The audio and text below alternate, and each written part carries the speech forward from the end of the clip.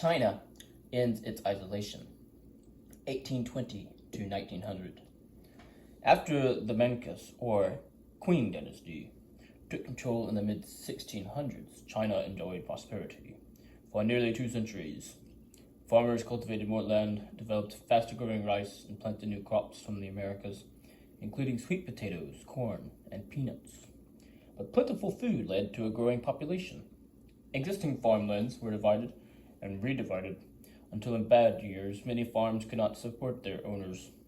By the late 1700s, peasant revolts shook the country, including a major rebellion by the secret White Lotus Society as the 18th century drew to a close. During this period, the Qing remained so confident in their empire and the Chinese way of life that they shut off most contact with outsiders.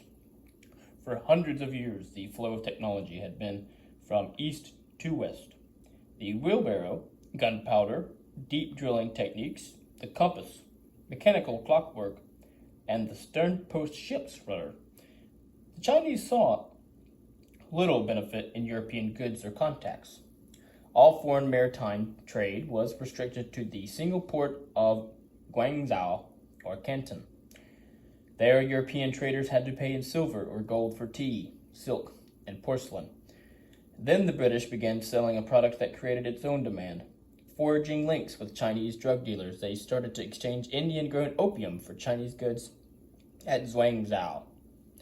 Although opium was already known in China, the new trade vastly expanded its use. Imports of the addictive drug reached 5,000 barrels a year by the 1820s, with more coming in every year. Opium sales were so large that the balance of trade shifted. Now, silver flowed out of China instead of in. Chinese regulations had no effect either on opium smuggling or the bribing of officials. Finally, the emperor sent Commissioner Lin Zexu to Guangzhou to suppress the opium trade.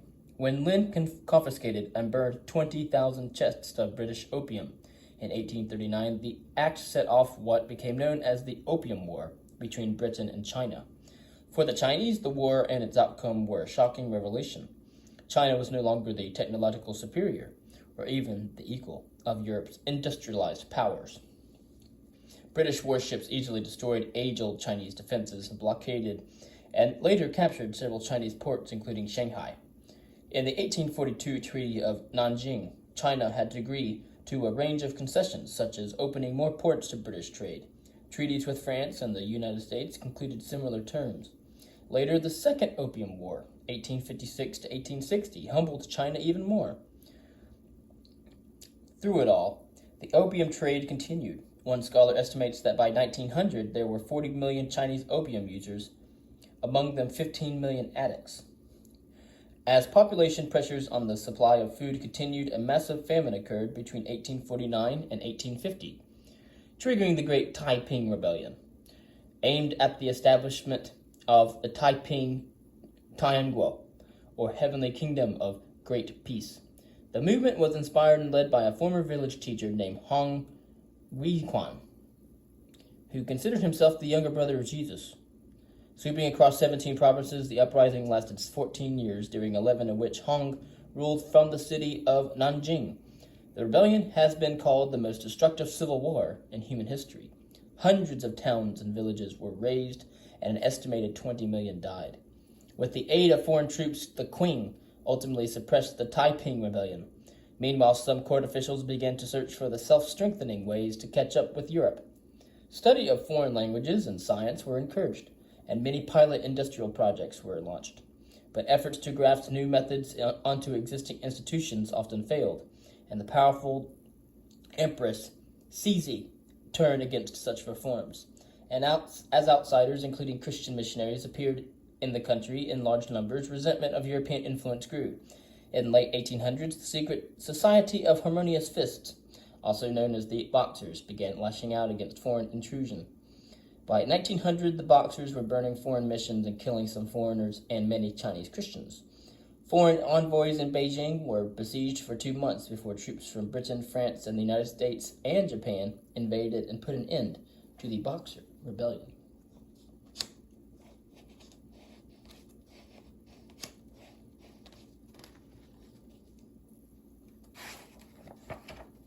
Japan and the West, 1853 to 1905. As a small, relatively poor nation, Japan offered less opportunity for trade than India or China, and for many years Western countries left it alone. Japan, for its part, preferred isolation and did not welcome occasional foreign ships or castaways. By the mid-1800s, however, more and more American ships were plying the Pacific, either in search of whales or as part of the Chinese trade. Japan's potential value as a supply and repair base became obvious. To secure those rights, the United States government sent Commodore Matthew Perry to Tokyo, then called Edo. Arriving in 1853 with 4 steam-powered warships, Perry presented the American request and said he would return a year later for Japan's reply. The threat of force was clear. Having learned from China's military humiliation, Japan's ruler, the Tokugawa shogun, agreed to Perry's terms when he returned the next year. Later, the shogun also assented to a broader treaty that opened some ports to trade but limited Japanese tariffs. Similar treaties, all favoring the foreign powers, followed with Russia, the Netherlands, Great Britain, and France. Japan's weakness, in contrast with the industrial West, shook the long-established rule of the shoguns to its foundations. In November of 1867, the last shogun, Yoshinobu, resigned. A new emperor named Mutsuhito was installed in January 1868, and a centralized government replaced the old shogun system.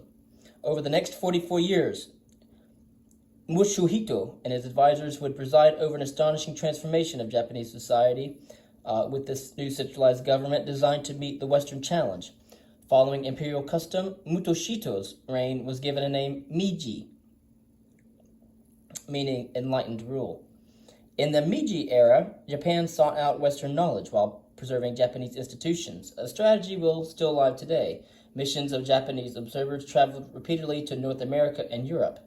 Hundreds of Western experts were hired to help establish the basics of an industrial society, among them railroads and telegraphs, textile and other factories, advanced engineering schools. The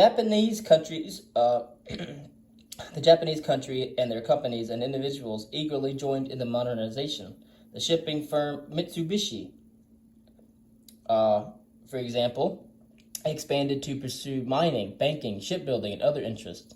Leading intellectuals founded Waseda and Keio universities in Tokyo, which remain top-ranked schools today. Class divisions were lessened, and in spirit of the times, all people were declared equal. A universal education system was established. Samurai privileges were abolished, and these traditional warriors were no longer allowed to wear their swords.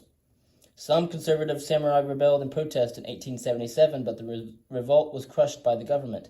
Landlords were ordered to turn their properties over to the government, for which they were later compensated, and feudalism came to an end in Japan. Following the Western model, the government established a constitution and instituted independent courts and an elected 2-house parliament, the Japanese Diet. By the mid-1890s, Japan was able to renegotiate the hated trade treaties, replacing them with new agreements that placed it on an equal footing with the Western powers. Japan learned so well from the West that it became not only modern but expansionist. Its forces were the largest of those that united to put down the Boxer Rebellion in China. Over time, Japan annexed Taiwan and the Ryukyu Islands, including Okinawa, defeated Russia in the Russo-Japanese War in 1904 and 1905, and made Korea a Japanese territory. The same country that was once cowed by a few American steamships had become the political and economic peer of Europe's great powers.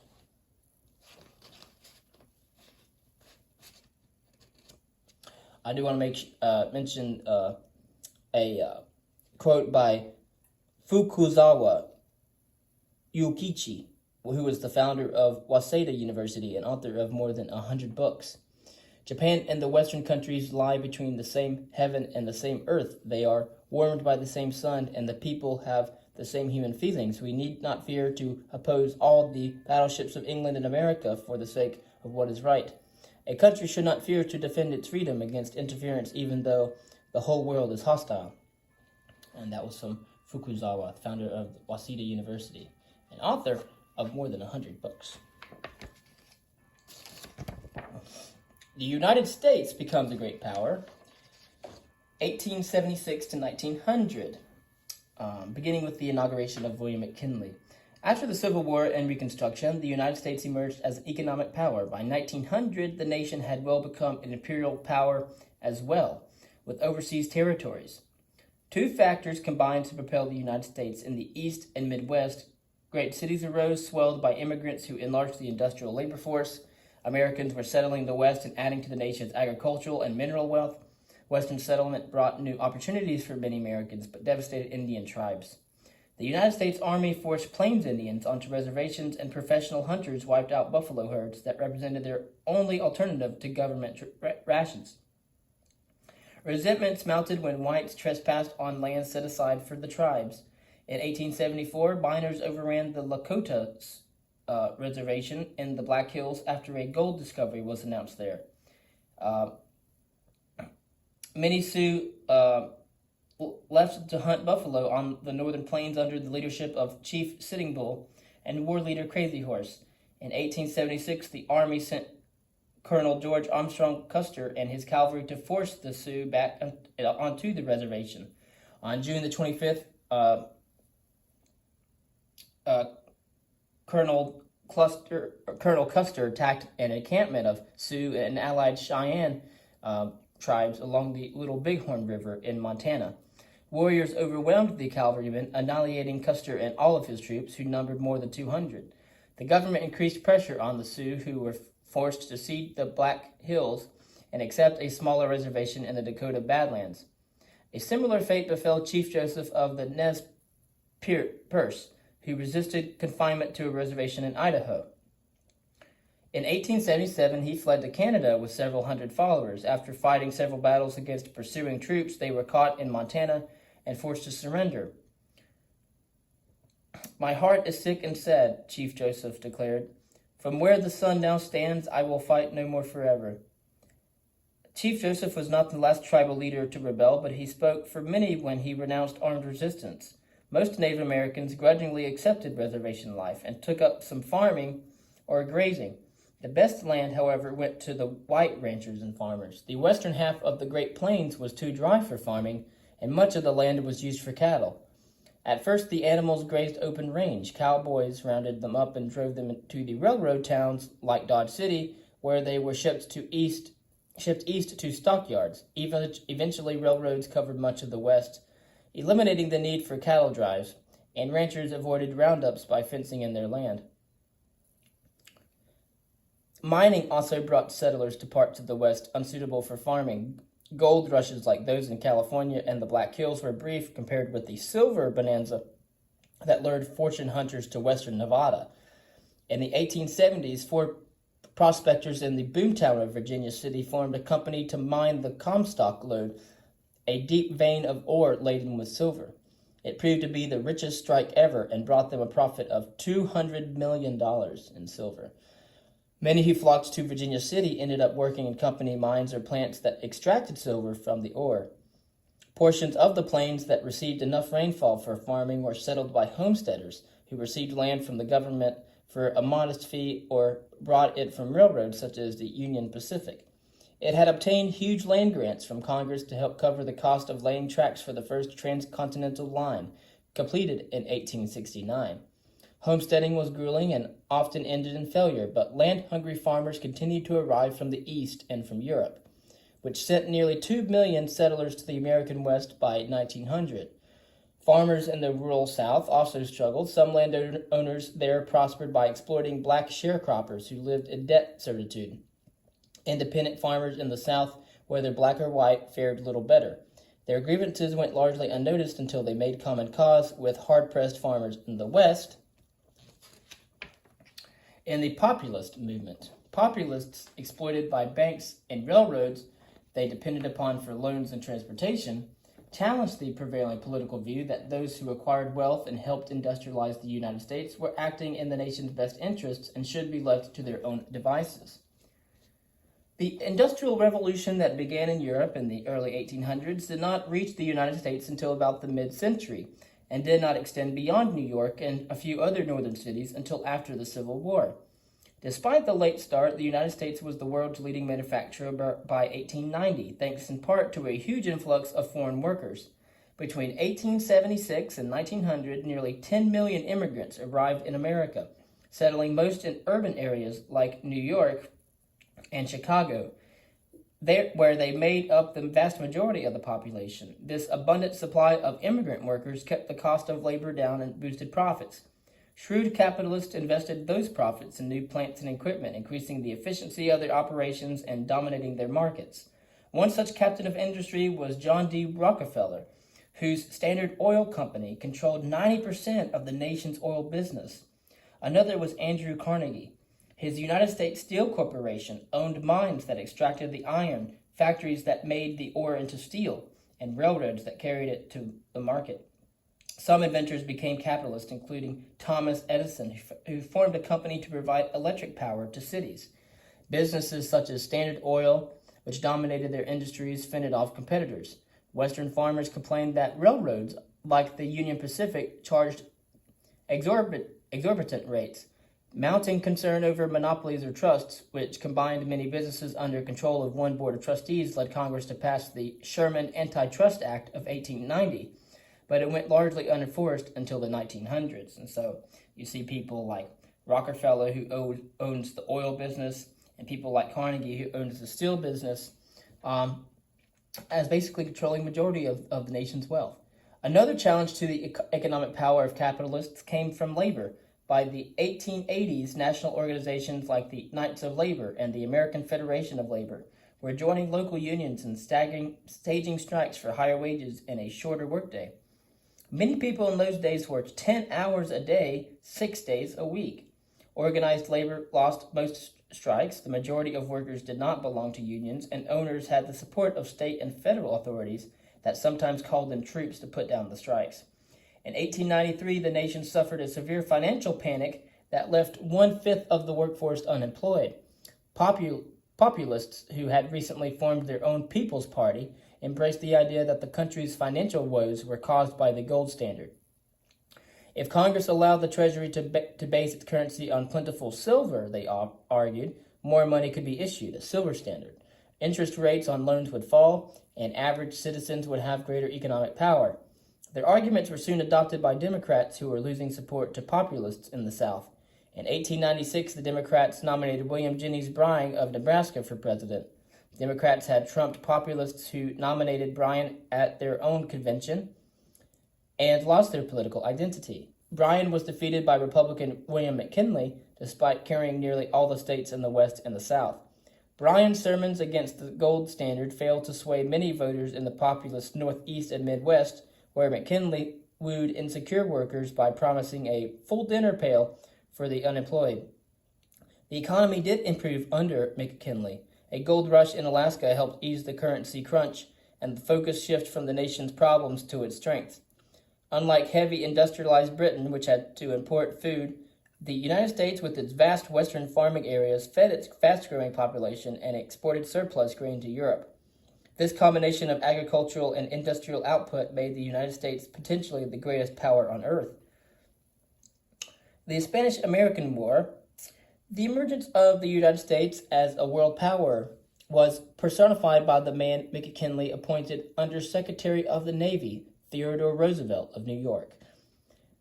Roosevelt helped propel the nation into war with Spain by urging American support for Cuban rebels fighting against Spanish colonial rule. When the battleship Maine mysteriously exploded in February of 1898 while docked in Havana Harbor, lurid press reports blamed Spain, increasing pressure on a reluctant McKinley to go to war. Shortly before the conflict began in April, Roosevelt widened its scope by ordering Commodore George Dewey to prepare for naval action against Spanish forces holding the Philippines. Dewey promptly seized the Philippines, and Roosevelt enlisted in the army and organized a unit called the Rough Riders that helped defeat Spanish forces in Cuba. The United States also obtained Puerto Rico, Guam, and other islands from Spain. Critics called the Spanish-American War imperialist, and in fact the United States dominated Cuba for years to come and kept troops in the Philippines. But Roosevelt offered no apologies. He believed the United States has as much right to flex its muscle as any European nation, and would do better managing the affairs of other countries than would old imperial powers such as Spain. His exploits in Cuba helped make him McKinley's choice as running mate in 1990. Less than a year after McKinley won re-election, he was assassinated by an anarchist, and Theodore Roosevelt became the first United States president to fully embrace the nation's role as a world power.